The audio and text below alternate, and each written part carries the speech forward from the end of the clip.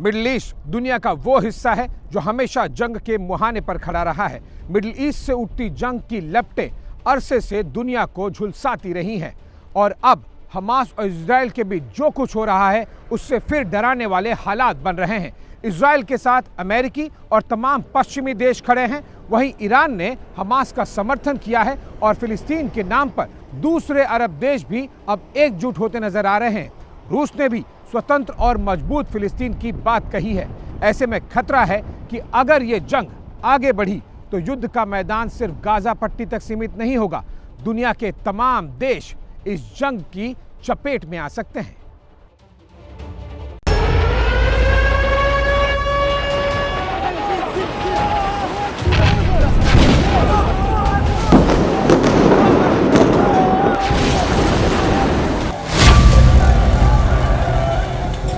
Gaza की जमीन मलबे से हटी है।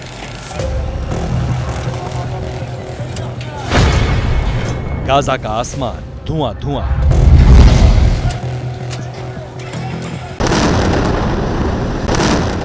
बारूद की बारिश हो रही है, रॉकेट गरज रहे हैं। 6 दिन की जंग में गाजा में शायद ही कुछ साबुत बचा है।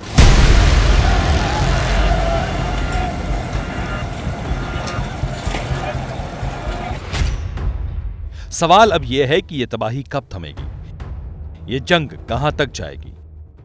क्या गाजा से उठी चिंगारी पूरी दुनिया को झुलसाएगी? क्या गाजा से शुरू हुई जंग इजराइल समर्थक और फिलिस्तीन समर्थकों की जंग में तब्दील हो जाएगी? इस बात की तस्दीक ये तस्वीरें करती है। ये तस्वीरें सीरिया के सरकारी टेलीविजन ने जारी की। सीरिया का दावा है कि इजराइल ने उसके 2 एयरपोर्ट दमिश्क और अलेप्पो पर हवाई हमले किए, जिसके बाद सीरिया ने अपने दोनों एयरपोर्ट बंद कर दिए। माना जा रहा है कि सीरिया के आतंकी संगठनों द्वारा किए जा रहे हमलों का जवाब देने के लिए इजराइल ने यह एक्शन लिया है। मिडिल ईस्ट की जमीन के हालात ऐसे हैं कि हमास इजराइल की जंग किसी भी दिन दूसरे मुल्कों को अपने लपेटे में ले सकती है। ऐसा क्यों हो सकता है, इसे समझने के लिए मिडिल ईस्ट की जमीनी हकीकत को समझना होगा।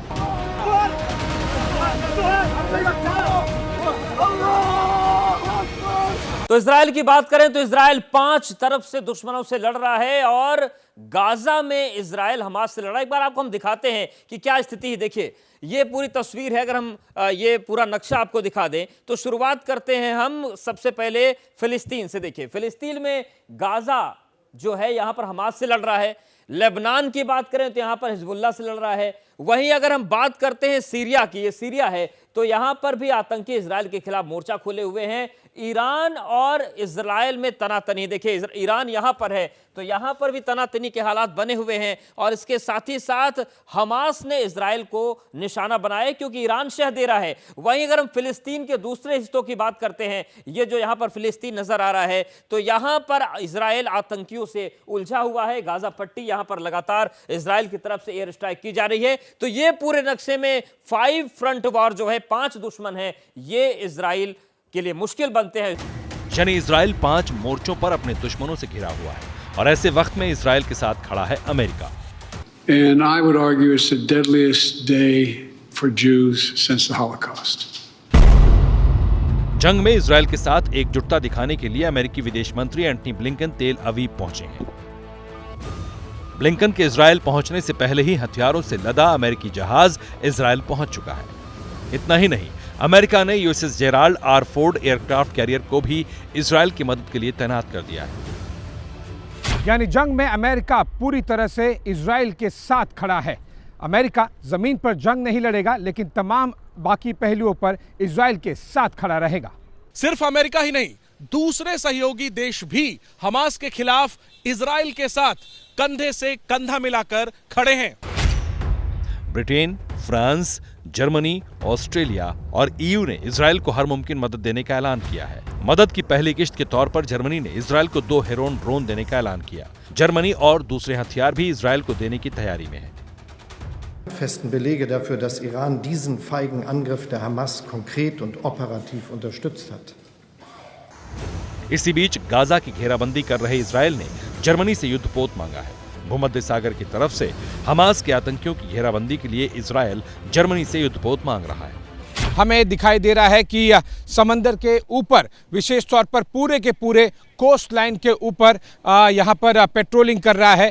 ये साफ संकेत है कि इजराइल की नेवी पूरी तरह से मुस्तैद है। हमास के जो रॉकेट्स हैं वो कई बार समंदर के रास्ते भी लॉन्च किए जा सकते हैं, इसीलिए आपको नेवी बोट्स और हेलीकॉप्टर्स दोनों यहाँ पर गश्त करते हुए दिखाई देंगे।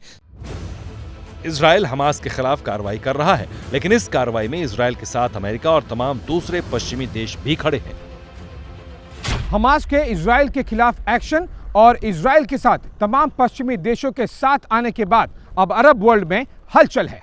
कुछ अरब देश सीधे तौर पर हमास का समर्थन कर रहे हैं, वहीं कुछ अरब देश फिलिस्तीन के नाम पर इजराइल के खिलाफ लामबंदी में जुटे हुए हैं।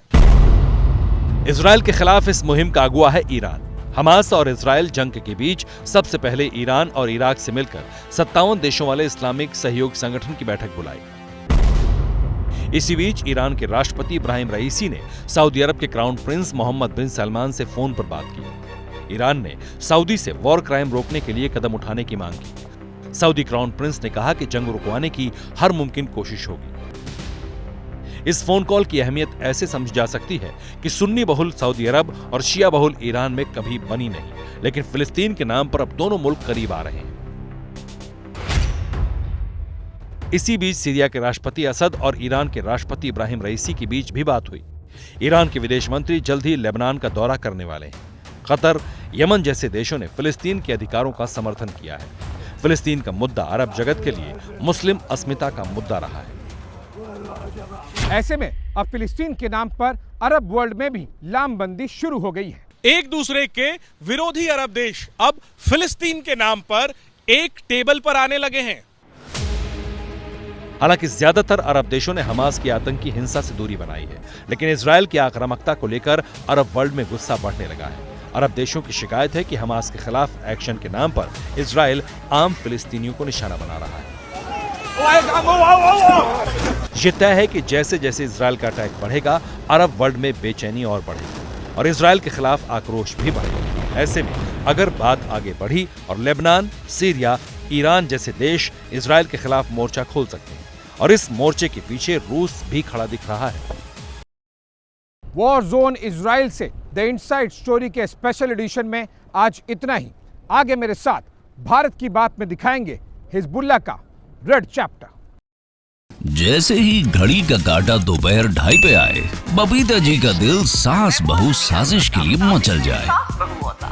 और ये है इनकी बहू, पूरे दिन ऑफिस की टेंशन हो जाए गॉन जब ये करें अपना फेवरेट शो फ्री टाइम पे ऑन। इनकी तरह आप भी देखिए अपना फेवरेट शो अपने टाइम पर और डाउनलोड कीजिए एबीपी लाइव ऐप अपने स्मार्ट टीवी पर।